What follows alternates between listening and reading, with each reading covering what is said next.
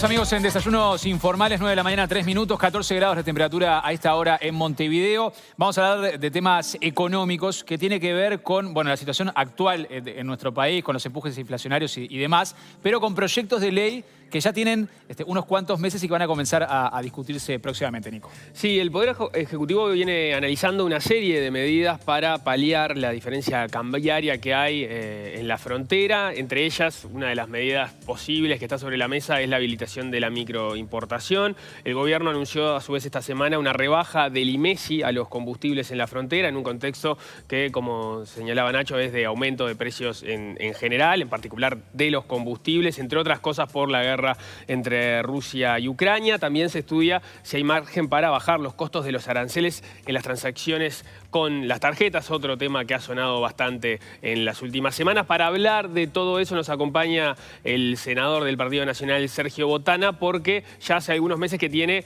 más de una decena de proyectos de ley que apuntan a algunos de estos temas. Botana, ¿qué tal? Bienvenido, ¿cómo le va? Buen día. Bueno, buenos días a la enorme audiencia de Desayunos. Es así, el país tiene este drama de la carestía, sobre los costos altos del Uruguay, inflación. Inflación importada y contra la que se puede hacer poco, pero crecimiento de los precios. Sobre la inundación, lluvia, esa es la realidad. Y bueno, al esfuerzo del gobierno con las tarifas, que las ajustó todas por debajo de la inflación, algunas ni siquiera las ajustó, como en el caso de Antel, que eso produjo una baja en términos reales. Bueno, a estas otras medidas circunstanciales, como la del pan, la del asado, medidas de fondo que hay que trabajar indudablemente. Entonces, por allí esto de bajar los aranceles que le cobran las tarjetas de crédito al comercio, tema fundamental para la economía. A veces el comercio puede trasladar esos precios, eso produce encarecimiento. A veces el comerciante adquiere un socio no querido y de verdad caro, ¿verdad? Entonces nos parece que allí hay que poner un límite. En tanto no aparezca un competidor a la tarjeta que podrá venir por el lado de la billetera electrónica, alguna cosa de ese tipo. Mientras eso no suceda, tenemos que topear allí, hay que intervenir. Hemos presentado un proyecto para poner en 0.4% el tope de la de débito, que ya es bastante plata, simplemente para el uso de una plataforma. Ustedes ayer estaban trabajando en este tema.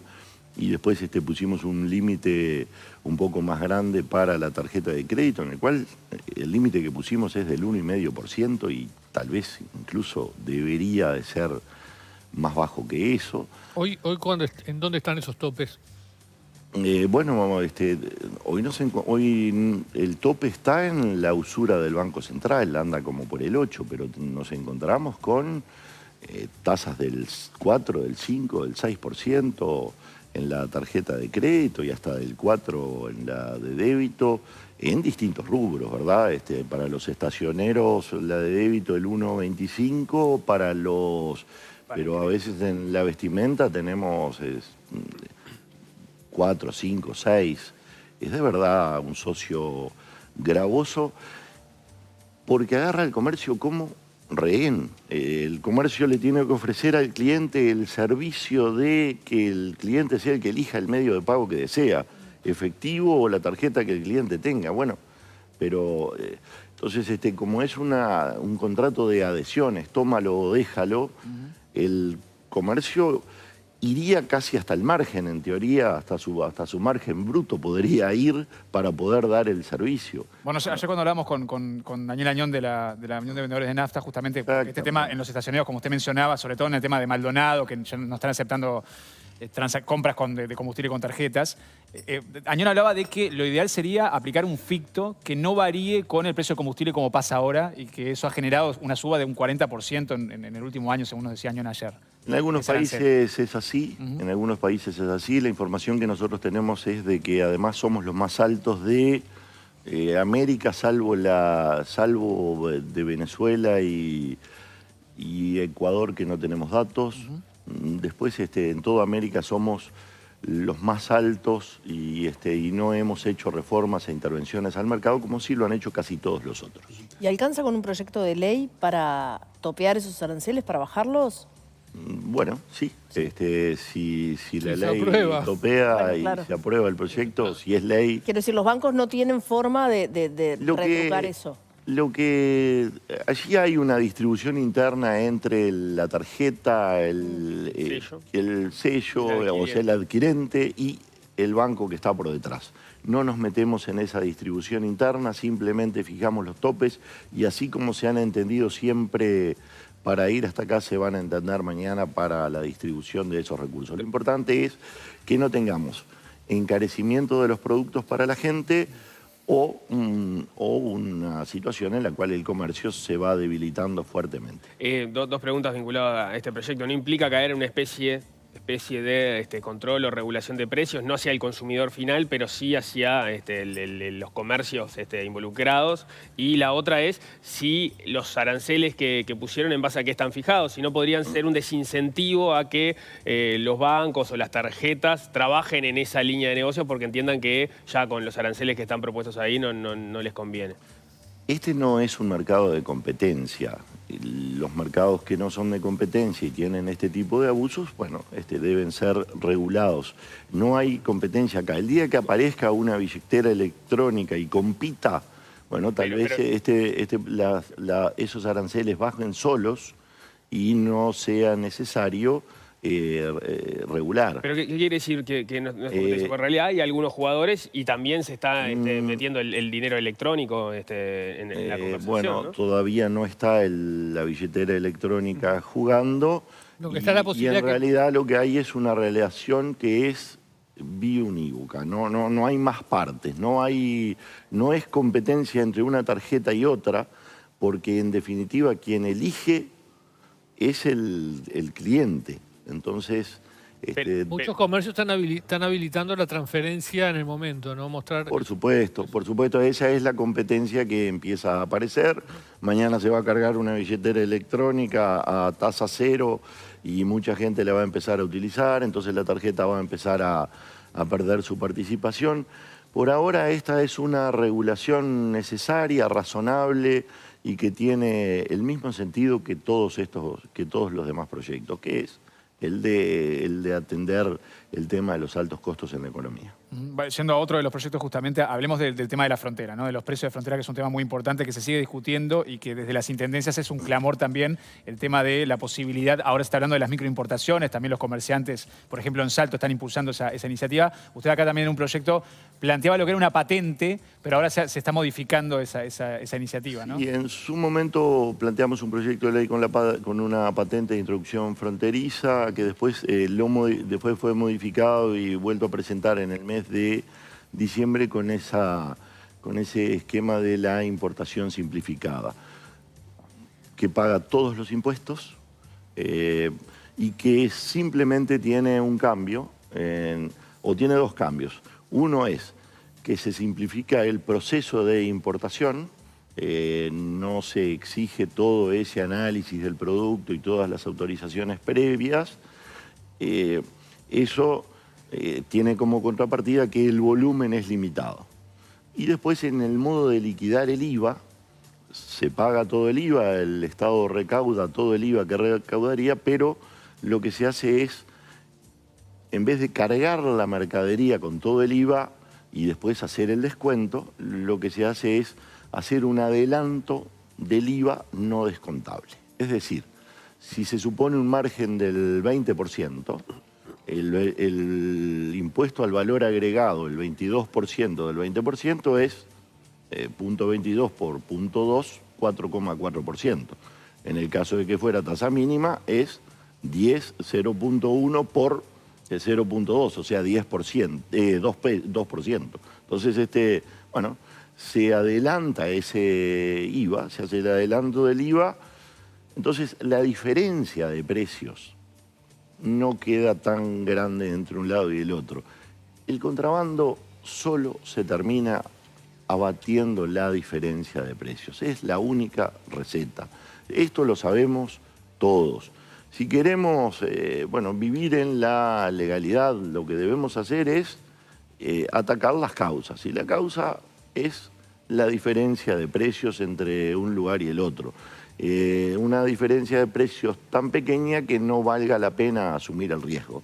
Bueno, de eso se trata este proyecto. Pienso que lo mejor sería que este fuera un proyecto general para toda la economía. Deberíamos hoy de dar este paso. Deberíamos hoy de flexibilizar en general la importación de los productos, terminar con algunos abusos en algunos márgenes, terminar con algunos trámites burocráticos que con su demora encarecen, además de encarecer los procesos, encarecen con su demora. Si fomentamos la competencia en el mercado local, diríamos, hay un cálculo de Gabriel Odone allí de que el IPC bajaría 1.4% y seguramente con el impacto inflacionario de hoy estaríamos con una baja aún mayor, tendríamos una multiplicación del buen efecto. Hay de verdad algunas situaciones de abuso gravísimos. Sale el mismo producto del mismo lado por vía minorista en el país vecino, pagando todos los impuestos directos e indirectos, llega a la frontera a 4 veces menos que lo que llega el mismo producto a costo mayorista, con devolución de impuestos indirectos, sin pagar los directos y entrando al puerto de Montevideo con arancel cero. Eso se llama abuso. Eso no se produce con todos los importadores, ¿no? Digámoslo bien claro también. Hay un montón de productos que antes estaban incluso en las ferias de Montevideo, que inundaban de contrabando al país y que hoy no están más. ¿Por qué? Porque unos importadores absolutamente responsables los han introducido en el mercado interno con márgenes adecuados e incluso están más baratos de nuestro lado que del lado de los vecinos. Así que hay que terminar con algunas regulaciones excesivas que encarecen y hay que terminar con algunos abusadores, en fin. Pero, ¿qué le dicen los comerciantes de la frontera? Por ejemplo, usted es un hombre de frontera, o casi de frontera. Tanto los comerciantes que coquetean con el contrabando como los que no, ¿no? Que conviven y que tienen... A todo el mundo le sirve vivir en un país competitivo, a todo el mundo le sirve, en todo caso, cambiar el rumbo de la frontera, ser el proveedor, ser el que vende, tener empleo local.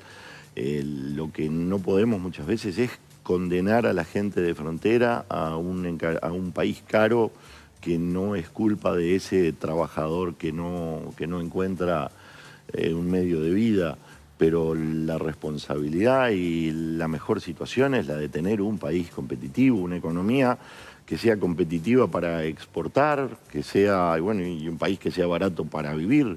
El salario no es un índice, el salario es su poder de compra. O sea que si abaratamos la economía, abaratamos nuestros costos, de verdad que haríamos un bien general. ¿Y tiene apoyos este proyecto? Bueno, ha venido adquiriendo apoyos porque es absolutamente razonable. La salida del otro día del presidente con el ajuste de salarios y de pasividades a mitad de año.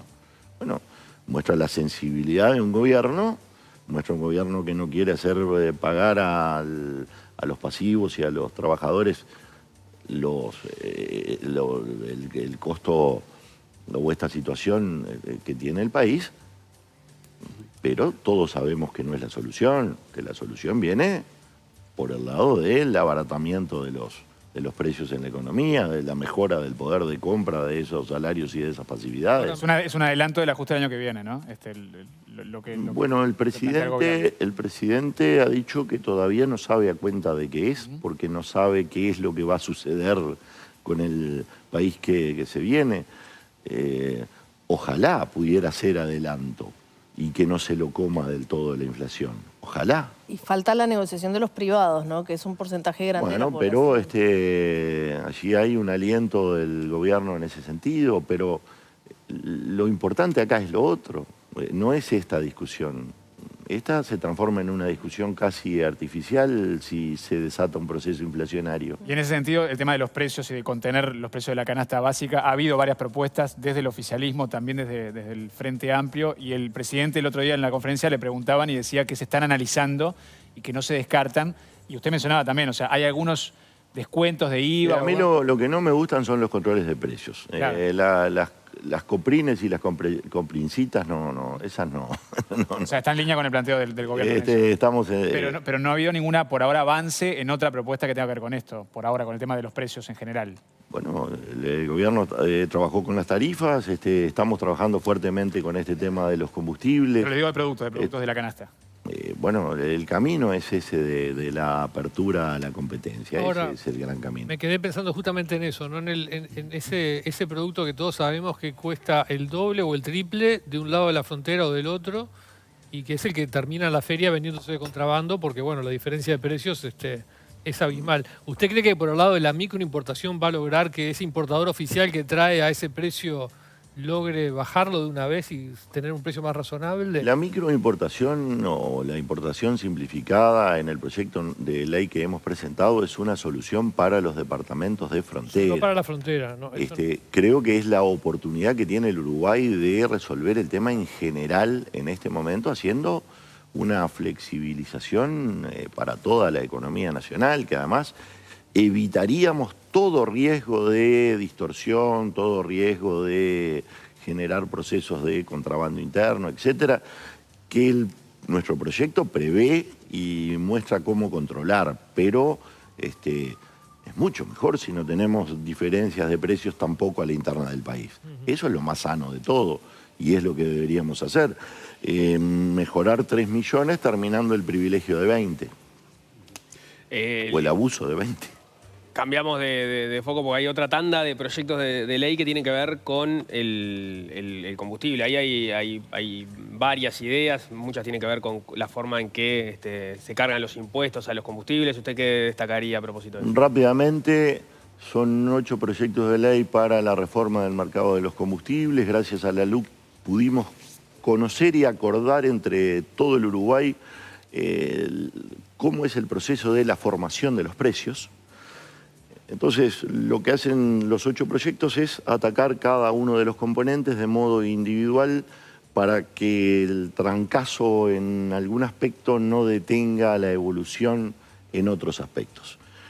El primero de los proyectos lo que hace es fijar un precio de base, que es el de introducción del combustible refinado, de las naftas y del gasoil, hasta el tanque de la tablada. No le dice a ANCAP tenés que refinar o no. Es ANCAP la que decide. Si ANCAP refina y gana mucho dinero, bien por ANCAP, todos felices y bueno, mejor. Ahora, si ANCAP refina y con eso pierde dinero, lo que le decimos es, bueno, a la pérdida la absorbes tú. No se la trasladás a la producción y al trabajo y al consumo nacional. El segundo proyecto va al mercado del cemento y tiene como objetivo la caída del subsidio necesario, o sea, la caída de la pérdida de ANCAP y por lo tanto del subsidio necesario, y la baja en el precio del cemento en el mercado nacional para incentivar la construcción. El tercero de los proyectos es el vinculado al supergas. El supergas es el corazón de antes, no puede subir su precio, es el combustible con el que se cocina, pero la distribución interna de esos 60 pesos del litro de combustible es gravísima. De los 60 pesos, ANCAP, que es el que produce, se queda con 17 y el envasado y la distribución recibe 36. En pequeña producción una pequeña parte de tributos allí, pero 17 contra 36. Entonces lo que pretendemos es bajar el subsidio necesario a través de un cambio en la relación de lo que le toca a cada parte en la distribución, y esto se consigue a través de la liberalización de ese mercado de envasado y distribución, o se plantea así. En general funcionan con contratos a término por varios años y hay pocos jugadores. Bueno, pero se termina en febrero del 23 el contrato que viene, así que es el momento oportuno para esta discusión.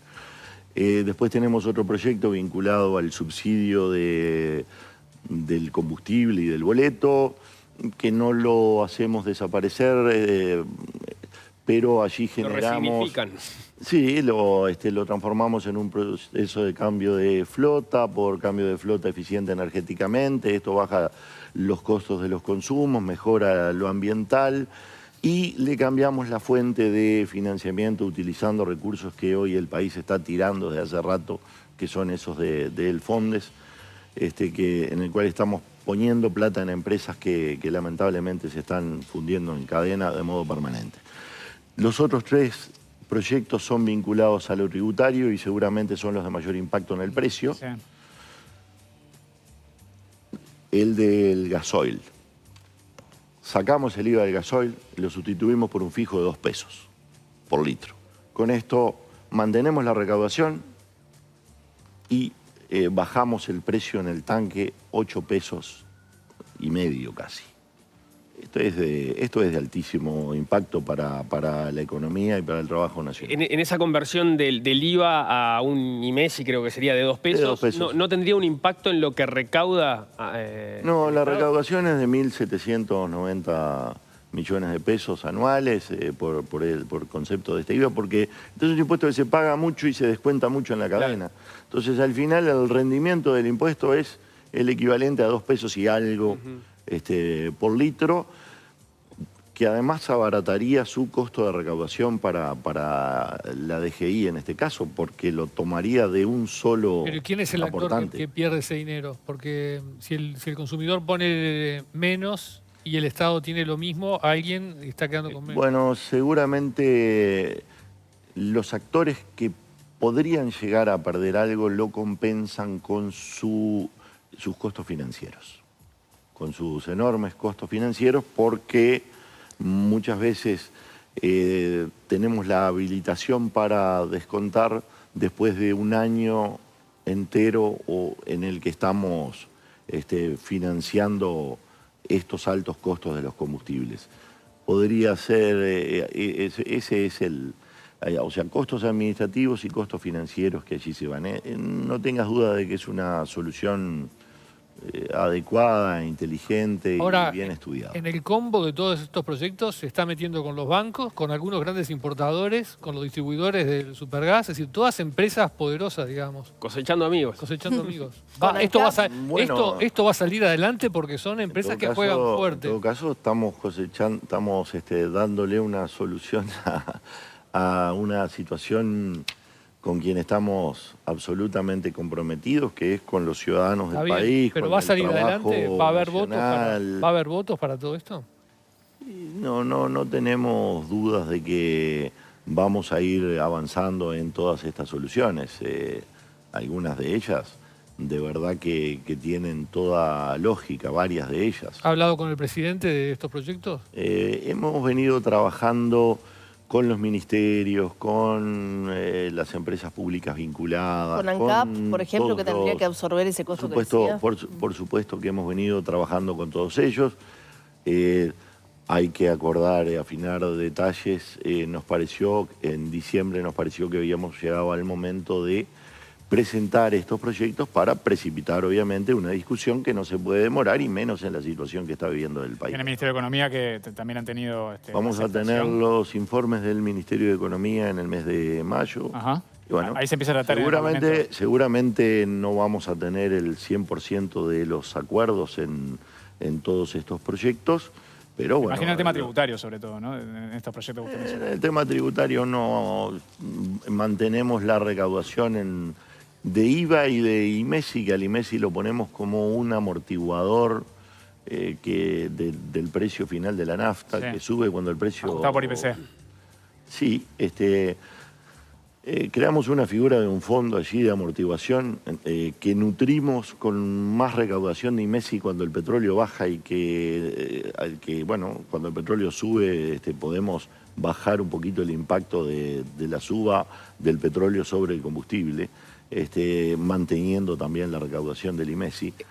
Son figuras que otros países de la región han utilizado y con éxito. Y acá existe para la energía, de hecho, de alguna forma parecida. ¿No? Lo tenemos en la UTE, sí, el Fondo Ahora, de Estabilización de la UTE es así, Nico. Una duda sobre ese fondo de amortiguación. ¿Funcionaría estrictamente para la nafta? Porque es donde hay Messi.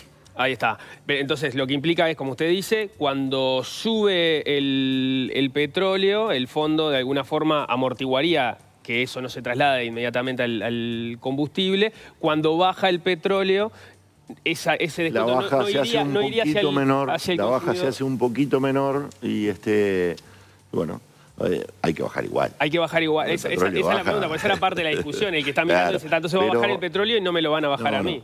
Además lo movemos dentro de determinados límites también en el proyecto de ley porque el compromiso es ese, de que cuando el petróleo sube, que no suba tanto. Tenemos la necesidad de que suba el combustible, pero cuando el petróleo baje el combustible, es compromiso de que baje. No nos puede pasar lo de la diferencia de los 3.000 millones de dólares del diseño anterior entre el precio de paridad de importación y el precio efectivamente recaudado por ANCAP. Pero usted lo ve como una necesidad igual porque ahora con el sistema como está, con la paridad de importación, no ha tenido efectos en bajas, ¿no? Lo que ponemos es un amortiguador para subas y bajas abruptas, para la planificación de algunos meses de parte de las empresas. ¿Y eso no estuvo sobre la mesa cuando se decidió el tema de la paridad de importación? Por ejemplo, esta posibilidad de bajar un poco, de que el efecto no fuera tan fuerte a la suba.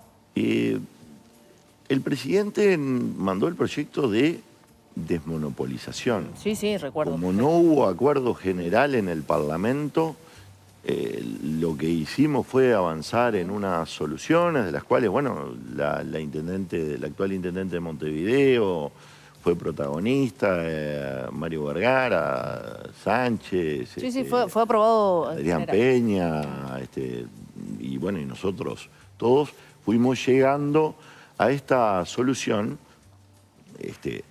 que es una muy buena solución porque transparenta, no es la culpable del incremento de los combustibles. Esto ya había pasó siempre en el país. Ahí en 2007, 2008, 2009 tuvimos 21 subas de corrido ante la suba del precio del petróleo. Es decir, lo bueno de la LUC fue que nos obligó a una cadena única, a conocer la formación exacta del precio con criterios acordados entre todos. La LUC no es culpable de la suba del combustible, lo sabemos todos, fue un mareo de campaña electoral. En todo caso, se produciría una contradicción entre los que votaron esta solución y después estaban en contra, pero tampoco es...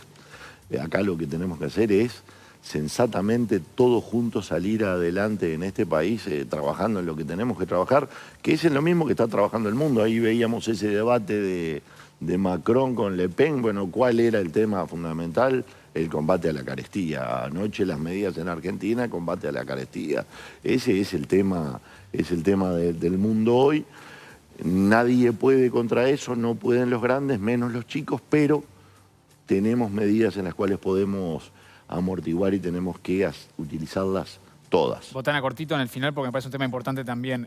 Ayer la propia vicepresidenta Argimón hablaba de un proyecto para los deudores del Banco Hipotecario en UR que presentó usted con Camí. Sí.